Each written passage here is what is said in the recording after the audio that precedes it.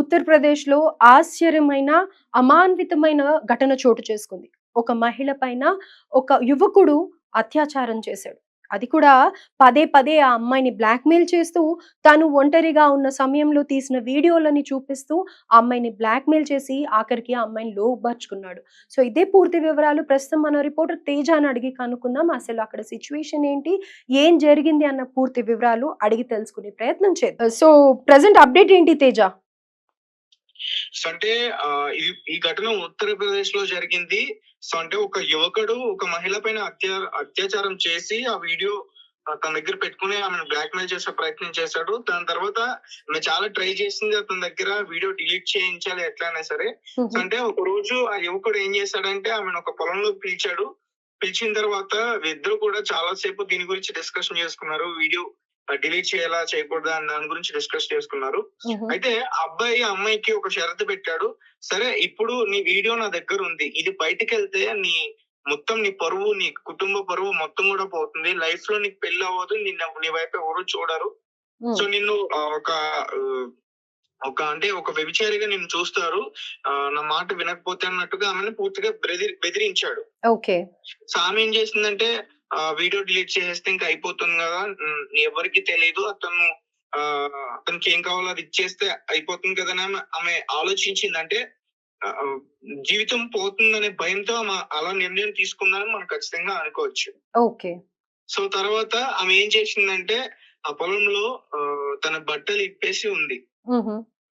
So ఆ అమ్మాయి పైన మళ్ళీ తను ఇలా బెదిరించి మళ్ళీ అత్యాచారం చేశాడు. ఓకే. సో అంటే ఇంకా అతను ఎలా చెప్పిందంటే నేను రమ్మన్నప్పుడు ప్రతిసారి నువ్వు రావాలి అన్నట్టుగా ఆమెను మళ్ళీ బెదిరించాడు. ఓకే. ఆ ఇన్సిడెంట్ అయిన తర్వాత కూడా పదే పదే ఆ వీడియోని ఇంకా జరిగిన సిట్యుయేషన్ రికార్డ్ చేసి మళ్ళీ మళ్ళీ బెదిరించాడన్నమాట. రైట్. బెదిరించాడు. ఇంకా ఇట్లా లాభం లేదు, ఇతను నన్ను వదలడు, ఏమైనా చేస్తాడు ఇతను అని చెప్పేసి ఆమె ఏం చేస్తుందంటే సిపి కార్యాలయం, ఎస్పీ కార్యాలయానికి వెళ్ళి మొత్తానికి అక్కడ ఫిర్యాదు చేసింది. తర్వాత ఈ దారుణ ఘటన గురించి ఆ కుటుంబ సభ్యులకు కూడా ఆమె చెప్పింది. సో ఆ కుటుంబ సభ్యుల సహకారంతో ఆమె ఎస్పీ కార్యాలయానికి వెళ్లి పోలీస్ స్టేషన్ లో కంప్లైంట్ ఇచ్చింది. సో వాళ్ళు కేసు నమోదు చేసుకుని మొత్తం కూడా దర్యాప్తు చేస్తే మిగతా విషయాలన్నీ కూడా బయటపడ్డాయి. ఓకే. సో అంటే గత వారం ఇది శుక్రవారం జరిగినట్టు కూడా చెప్పిన గత వారంలో ఆ ముందు రోజుల వరకు కూడా ఆమె చాలా ఇబ్బందులు పడింది అతనితో. ఓకే. మొత్తం కూడా అతను పూర్తిగా బ్లాక్ మెయిల్ చేశాడు తన పైన అత్యాచారం చేసేందుకు. ఓకే. అలాగే అబ్బాయికి వైద్య పరీక్షలు కూడా చేశారు, ఈ అమ్మాయికి వైద్య పరీక్షలు కూడా చేశారు. సో యువతి చెప్పిన దాంట్లో చాలా వాస్తవాలను అయితే బయటకు తీశారు. దానికి ఈమె ఇచ్చిన ఫిర్యాదు ప్రకారం ఆమెనైతే అరెస్ట్ చేశారు. అలాగే తన వద్ద ఉన్న వీడియోను కూడా డిలీట్ చేయించారు. ఓకే. తన ఇప్పుడు ఏదైతే ఒక వీడియో పెట్టి అతను భయపెట్టాడో ఆ వీడియోని కూడా డిలీట్ చేశారు.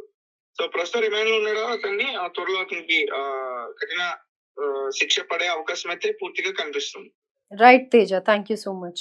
సో పదే పదే ఆ అమ్మాయిని బ్లాక్మెయిల్ చేయడం వల్ల, ఆ వీడియోస్ తన దగ్గర ఉండడం వల్ల అతను చాలా ధైర్యం చేసి అమ్మాయిని బలవంత పెట్టడం కానీ, ఆ వీడియోస్తో బెదిరించడం చేయడం వల్ల కానీ ఆ అమ్మాయి అబ్బాయికి లొంగిపోయింది అని చెప్పుకోవచ్చు. అలాగే ఎప్పటికప్పుడు పేరెంట్స్ కూడా అలర్ట్గా ఉంటూ అసలు ఏం జరుగుతుంది, పిల్లల మానసిక స్థితి ఎలా ఉంది అనేది తెలుసుకుంటూ ఉంటే ఇలాంటి పొరపాట్ల నుంచి మన పిల్లల్ని మనం కాపాడుకోవడం సులువుగా ఉంటుంది. అదే కాకుండా ఈ అమ్మాయి ఆ ఇన్సిడెంట్ జరిగిన తర్వాత ఒక 2-3 సార్లు అయిన తర్వాత పేరెంట్స్‌కి చెప్పడం కానీ, లేకపోతే ఆ అమ్మాయి ధైర్యం చేసి పోలీస్ స్టేషన్ వరకు వెళ్ళింది అంటే నిజంగా ఆ అమ్మాయి మానసిక సంఘర్షణ ఎంత పడిందో, ఎంత బాధ అనుభవించిందో అందరం కూడా అర్థం చేసుకోవచ్చు. సో ఈ ఘటన ఆలస్యంగా వెలుగులోకి వచ్చింది. కానీ ఇలాంటివి మరి పునరావృతం కాకుండా చూసుకోవాల్సిన బాధ్యత ప్రతి ఒక్కళ్ళ మీద కూడా ఉంది. అలాగే పోలీసులు కూడా చాలా విచారణలు జరిపిన తర్వాత ఆ అబ్బాయి నుంచి డెఫినెట్‌గా అబ్బాయిది తప్పు